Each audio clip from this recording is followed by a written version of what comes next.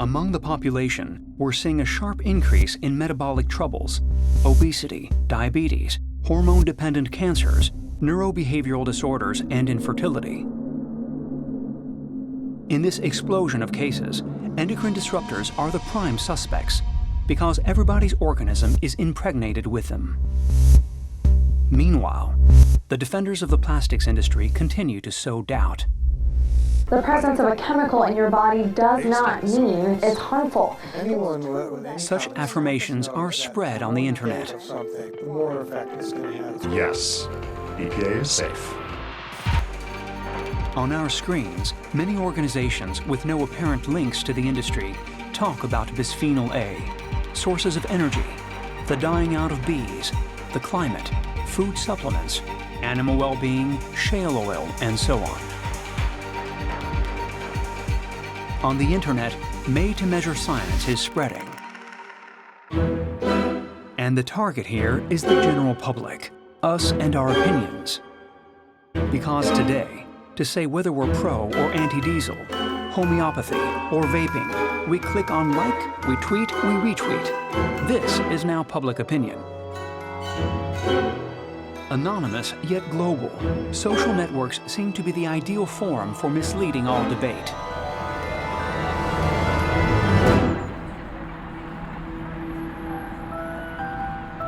In this building, people keep an eye on this global discussion. On peut faire par ratio aussi. The Institut des Systèmes Complexes is home to mathematicians, IT experts, and data specialists. They develop tools to analyze the permanent conversation on social networks.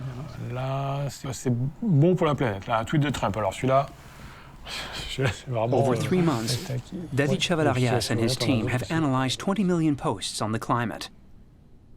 They all come from Twitter and spread across the globe. Who is talking to whom? And how do the climate skeptics and their adversaries duel over this virtual space? The team has put together a system with which we can visualize this giant controversy.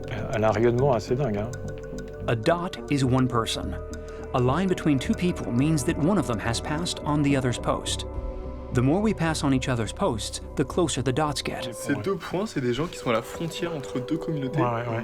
And before their eyes, the world's biggest scientific debate appears.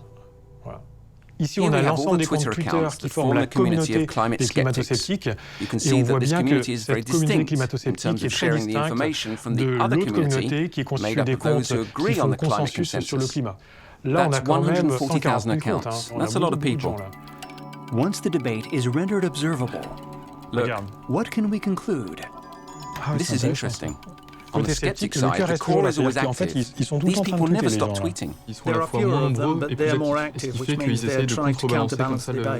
Exactement. Exactly. Ils They're sont overactive. suractifs. Some accounts have 100,000, 200,000 tweets. ou 200 000 In tweets 10 en 10 years, ans, that's c'est incredible. incroyable. Donc So là, this ils is how they're colonisent colonizing de Twitter. cette manière-là. It's C'est crazy. dingue. Il y a ce côté sceptique qui, là, A tout le temps, hardcore spreading its arguments j'essaie in de voir, astronomical même si on quantities. That's the pousse ça à asset of the l'extrême, climate skeptics in le this point battle for convaincu. Et si on territory. élargit un petit peu, Enough qu'on to prend un keep peu the plus de community temps alive, d'observation, despite the on va voir gathering les communautés evidence. se former.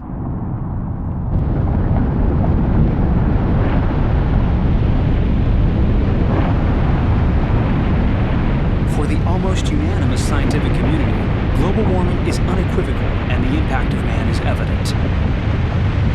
This consensus, however, doesn't impose itself on the web.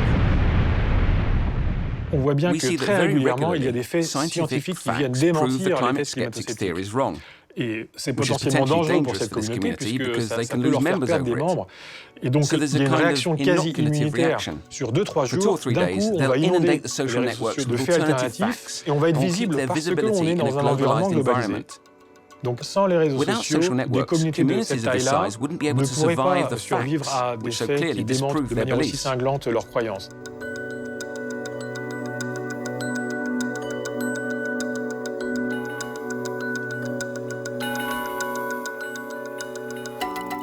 Who propagates climate skeptical thought and why? Let's go back through the posts. Take, for example, this Twitter account called Heartland Institute. What is there behind this dot?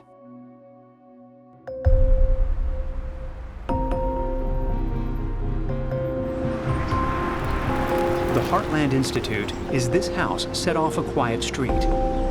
Its offices are completely calm. And yet, we're at one of the most reputed think tanks in the world. Here, they produce tweets, but also articles, conferences, and books. The Heartland Institute has its expert on climate matters and its director of communication. Neither of them is a scientist, which doesn't prevent this organization from massively spreading contrarian science on the climate. The best scientific evidence indicates there's no climate crisis. In fact, it's pretty strong that we're not facing one. I mean, the Heartland Institute is globally known for our work with scientists who are skeptical that humans are causing a climate crisis. We are actually hated probably by a lot of people around the world for that, because we're well known for that. When the climate skeptic community meets up, the Heartland Institute always tops the bill. As the sponsor or co-sponsor of conferences like this one in Munich, Germany. And I encourage you to share the truth and share ways of finding the truth with people, because that is the only way that the scientific method will prevail. Sound science and truth will win out. Who are the researchers who continue to doubt despite the consensus? Are they skeptics because they're more conscientious, more rigorous than the others? What rational basis is there for saying that a little bit of warmer weather would be a bad thing? There is no basis for Are any they paid by the concern oil industry to deny the effects of CO2 on the climate? We do not face a catastrophe of rising sea level. It's customary to look for shared interests between climate skeptics and the industry. But according to Naomi Oreskes, the best explanation lies elsewhere. As a historian, she has studied the career paths of the first scientists to express doubts about climate change. Some eminent physicists. And what we found by reading their papers, reading their diaries, reading their letters to each other, that the motivation was not primarily money. It was ideological.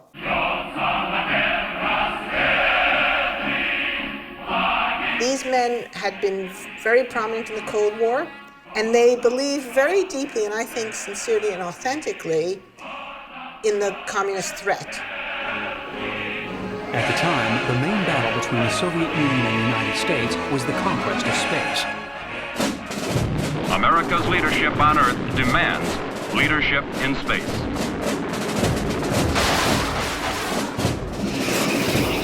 American physicists were mobilized to build a military and space program, science in the service of ideology.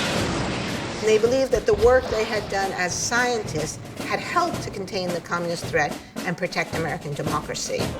Then the communist world collapsed. Victory for America, and for the physicists engaged in the crusade for its supremacy. And yet, they didn't lay down their weapons. Soon after, a conference was held in Washington. Among the speakers was Fred Singer, a space race pioneer. However, he wasn't there to talk about rockets, but about the climate. First, you must understand that there is no real scientific support for the so-called global greenhouse warming. When the Cold War ended, they seemed to need a new enemy. And the new enemy they found was environmentalism, which they interpreted as a kind of Reds under the bed. What do they want? What is the real goal? The real goal is political control of the economy. They're using the so-called climate crisis caused by man as an excuse to do what they've always wanted to do. This is about remaking and reforming society, and it's in the socialist image. So the Heartland Institute stands in front of them and says no.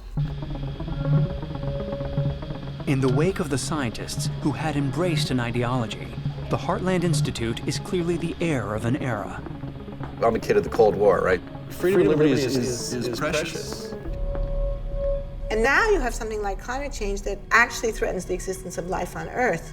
And because it's so fundamental, it requires a significant intervention. And that's what they can't accept. Why?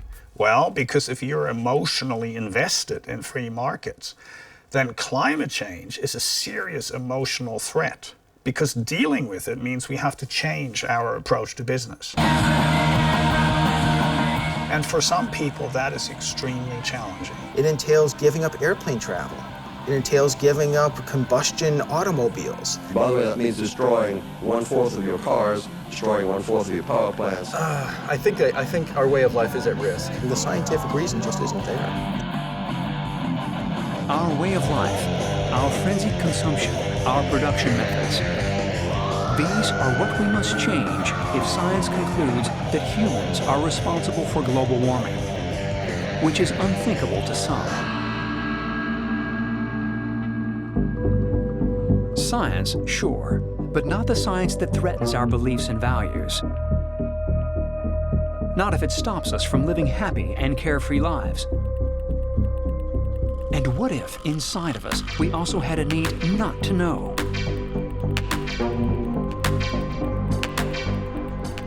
Psychologists have clearly identified the individual cognitive mechanisms through which, unbeknownst to us, we construct our beliefs and limit our own knowledge by turning our brain into a small factory of ignorance.